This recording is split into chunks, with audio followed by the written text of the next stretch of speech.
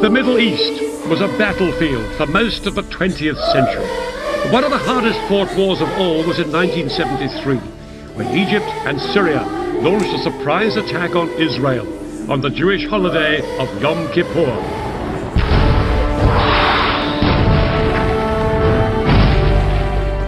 Far away there were some military bases, and they had been attacked early in the morning. There was nothing announced, and we didn't know what was going on.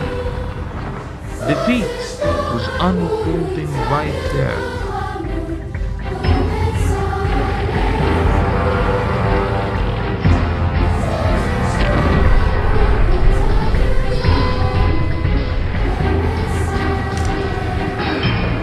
Israeli ground troops stormed into Syria, Jordan and Egypt.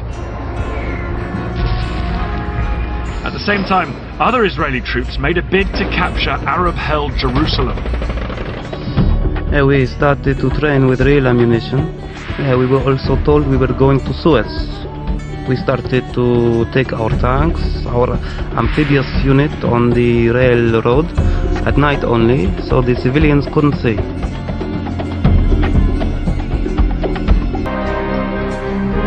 Egypt and Syria were poised to launch their attack.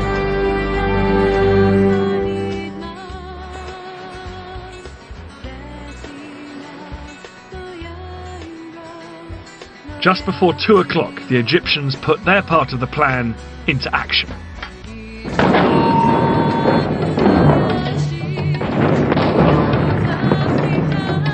Their assault across the canal on the forts of the Bar-Lev line was such a momentous event in Egyptian history, it was later restaged for the cameras.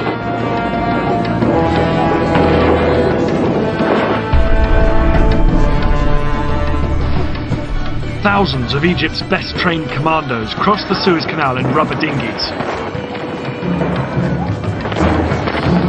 They landed on the east bank in the gaps between the forts of the Bar-Lev line. The Egyptian commandos then scrambled up the high sand ramparts. They attached rope ladders to make it easier for the soldiers following on behind them. It was an extraordinary idea which would have to work if the entire Egyptian assault was to be a success.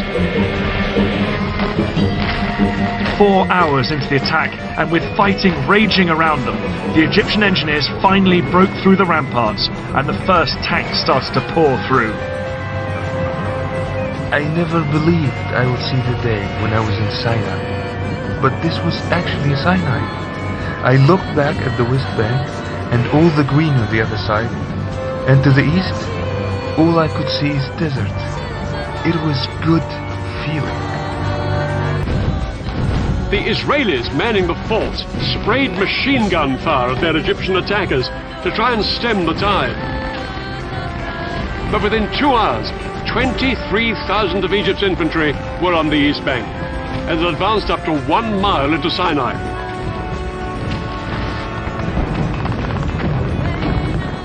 The fort was surrounded by Egyptian forces and was under constant fire. We made repeated calls for help. We fired from time to time and reported back what we saw. But mainly, we tried to keep up our morale. Concentrated his SAMs along the Suez Canal. These missiles could bring down any Israeli planes that came within 15 miles. The SAMs and regular artillery guns would create a protective umbrella, shown here in red, under which Egyptian boats and infantry could cross safely.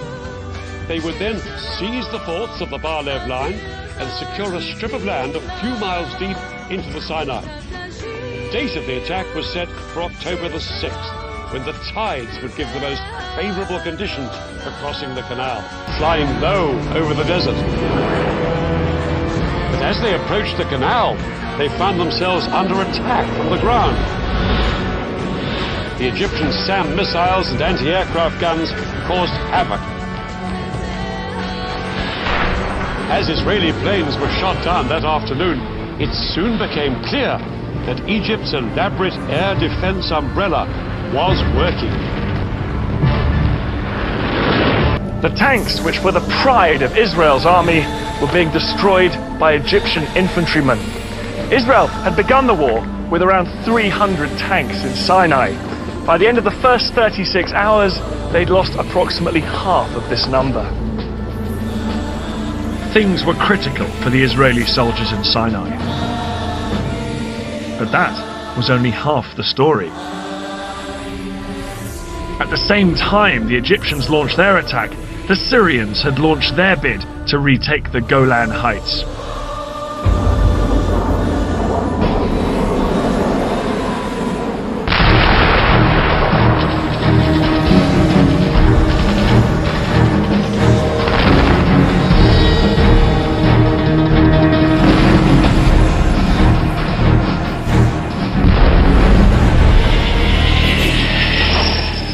Part of Syria, occupied by Israel since 1967. The area is no more than 15 miles wide, and it ends with a steep slope down to the River Jordan. To Israelis, the Golan was a vital buffer between their heartland and Syria. Here in the north, because Israeli commanders felt this was the most likely place for any Syrian assault. But when the Syrians made their move, their 1,200 tanks and 60,000 men attacked all the way along the line. 6 hours into the battle, the Syrians' overwhelming strength was beginning to tell, and their tanks broke through, down here in the more lightly defended south. By nightfall, they'd almost reached the western edge of the heights, where they could look down on the River Jordan. If Syrian tanks could now seize the vital bridges across the Jordan, they'd be able to pour across the river into Israel's heartland. It was a nightmare situation for Israel. It had been caught unawares, with far too few troops on both front lines. I was in my kibbutz on Yom Kippur when I heard the planes taking off from the Air Force base in the area. I drove with another member of my kibbutz, who was also a company commander, to our assembly point. On the way, we said that whatever was happening, we'll probably be back home in a day or two.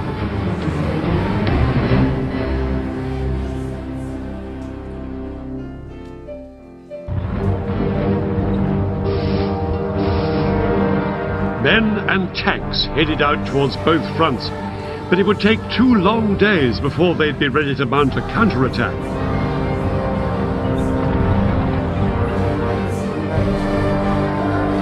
Then, on October the 8th, David Elazar announced to the world that his army had finally gone on the attack.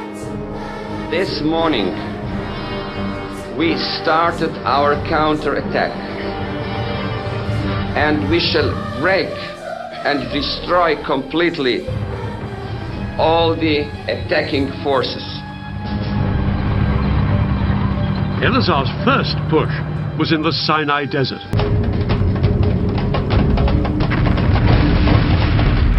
The Egyptians were totally exposed to withering Israeli fire.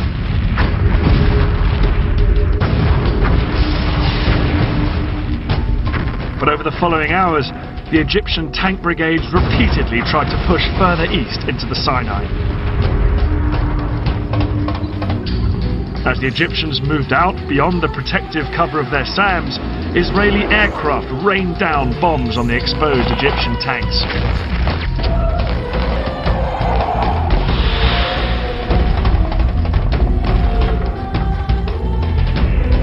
Today, Israel was facing catastrophe. Israelis had believed that once their army was in place, they would be victorious. Now they had to face the shocking truth that this hadn't happened. Prime Minister Meir sent an urgent request to the Americans, begging them to resupply the country. Under attack on 2 fronts, Israelis felt their country was about to be squeezed out of existence. It would need a bold change of strategy to save the day. But what the Israelis didn't know was just how big the Egyptian presence was at Chinese Farm. Large numbers of Egyptian tanks and infantry were gathered there. Unaware of how outnumbered they were, at dusk on October the 15th, the Israeli assault force moved in. Sharon's tank crews approached Chinese Farm to make their surprise attack. They moved in from 3 different directions, but the Egyptian position was a lot stronger than the Israelis had expected. A ferocious night battle erupted between the Israelis and the Egyptians. Both sides now faced the same problem. The fighting was at such close quarters that it was difficult to tell who was friend and who was foe. At one point, when my tank had stopped, an Egyptian soldier climbed onto it and asked me in Arabic for a cigarette. He thought we were Egyptians. I bent down and pulled the pin on a grenade and tossed it at him. All night, the Egyptians put up a stiff defense. They disabled Israeli tanks and killed and wounded enemy soldiers. The Israelis realized they faced a tough fight to secure the vital road to the canal. The Egyptians were spread out like a horseshoe. They could shoot at us from 3 sides. It was a carpet of fire, the bullets were everywhere. I thought, from here, we are not going to get out alive. This is our death place. Sharon decided to cross the canal before waiting for the Battle of Chinese Farm to be won. At midnight, he sent 750 paratroopers to sneak across and establish the vital toehold on the west bank. Sharon needed to get tanks across the canal to reinforce his troops who'd crossed earlier. Without the bridge in place, he had to float 50 tanks across on inflatable rafts. The sudden appearance of Israeli tanks on the west bank of the canal was a huge surprise for the Egyptians.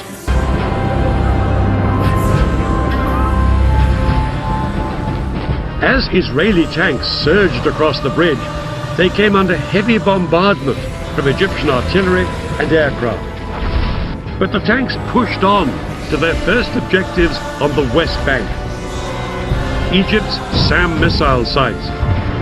Once these missiles were destroyed, Israeli warplanes swept into the attack, in support of the tanks fanning out north and south on the west bank of the canal. Egypt's Third Army, here on the east bank, was soon in danger of being surrounded. Shazli urged that some units should be pulled back here to the west bank to fight the Israelis, but in reality ignored it and pushed on south to secure more land west of the canal.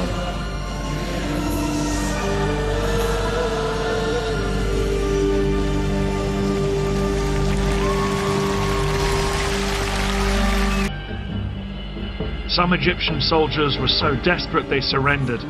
Others hung on. No food come to us, no munitions come to us, no evacuation of any injured, no water, and we didn't need gas because we weren't going anywhere. Israelis, the 9,500 soldiers killed or wounded during the October War, was an unacceptably high price to pay. They blamed their government for failing to heed the warnings that war was imminent. Israeli confidence was shattered. They were no longer the invincible military power that they had thought they were.